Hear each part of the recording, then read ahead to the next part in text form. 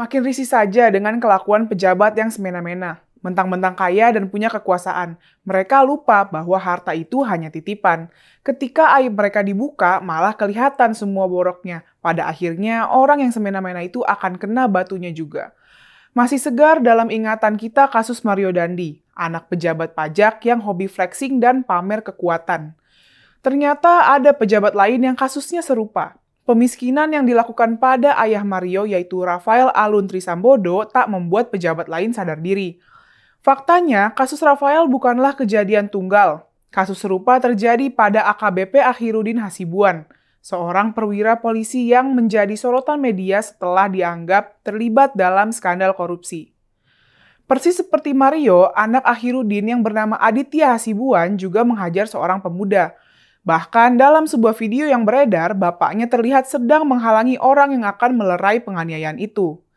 Langsung saja netizen heboh, foto-foto flexing Akhirudin dan anaknya ramai disebarkan oleh netizen.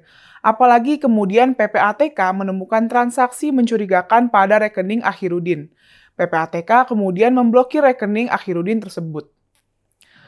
Transaksi yang mencurigakan dalam rekening AKBP Akhirudin itu diduga terkait dengan praktik korupsi yang dilakukannya. Menurut laporan yang diterima oleh PPATK, AKBP Akhirudin diduga menerima uang dari seorang yang terkait dengan sindikat narkoba. Uang tersebut kemudian dicuci melalui rekening yang dikelola oleh AKBP Akhirudin. Yang lebih mengejutkan, saat memeriksa rumah Akhirudin, polisi menemukan adanya gudang BBM ilegal yang diduga milik Akhirudin. Gudang ilegal itu berdekatan dengan rumah Akhirudin. AKBP Akhirudin sendiri telah diperiksa oleh Komisi Pemberantasan Korupsi pada awal bulan ini terkait dugaan penerimaan suap dalam penanganan kasus narkotika. Selain itu, ia juga terlibat dalam kasus penganiayaan terhadap seorang wartawan pada tahun lalu. Pemblokiran rekening oleh PPATK merupakan langkah yang diambil sebagai bagian dari upaya dalam memerangi tindak korupsi dan pencucian uang. PPATK memiliki tugas untuk mencegah dan mengidentifikasi transaksi keuangan yang mencurigakan, termasuk yang terkait dengan korupsi.